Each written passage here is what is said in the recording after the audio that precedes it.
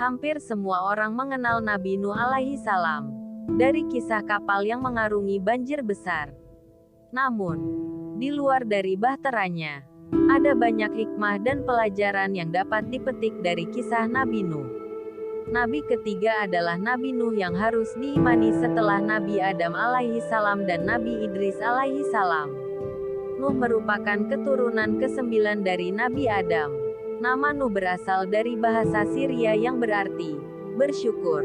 Nabi Nuh juga mendapatkan gelar dari Allah Subhanahu wa Ta'ala sebagai Abdus Syakur. Gelar itu berarti hamba yang banyak bersyukur sesuai dengan surat Al-Isra ayat 3. Allah Subhanahu wa Ta'ala berfirman, Suryata men hamalna amanu, inaukana, abdang syakuro. Wahai keturunan orang yang kami bawa bersama Nuh. Sesungguhnya dia, Nuh, adalah hamba Allah, yang banyak bersyukur. Quran Surat Al-Isra 17, ayat 3. Nabi Nuh juga masuk dalam Rasul Ulul Azmi, yaitu Rasul dengan ketabahan dan keteguhan hati yang luar biasa. Sesuai surat Al-Ankabut ayat 14. Nabi Nuh bahkan berdakwah selama 950 tahun. Allah Subhanahu wa Ta'ala berfirman, Walaqad arsalna Nuhan ila qaumihi falabisa fihim alfasanatin ila khamsina amma fa'akhazahumut tufanu wa hum zulimun. Dan sungguh, kami telah mengutus Nuh kepada kaumnya, maka dia tinggal bersama mereka selama 1000 tahun kurang 50 tahun. Kemudian mereka dilanda banjir besar, sedangkan mereka adalah orang-orang yang zalim.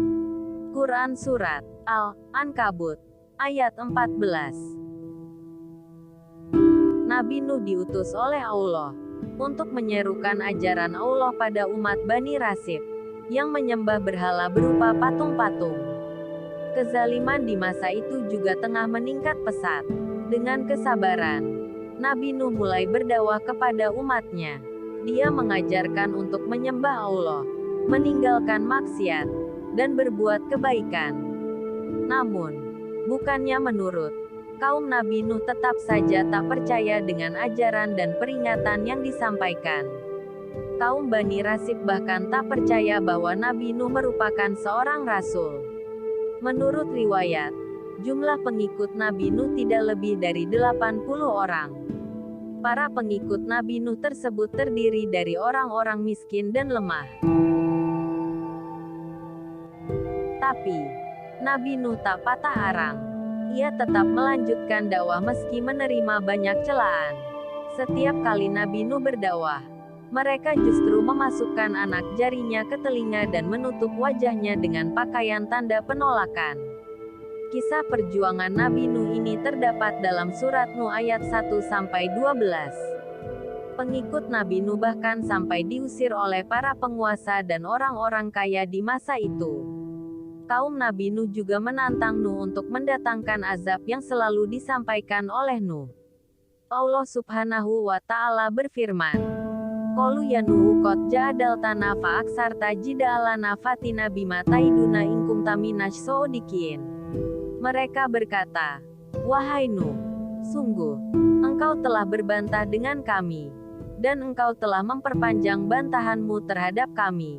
Maka datangkanlah kepada kami azab yang engkau ancamkan, jika kamu termasuk orang yang benar.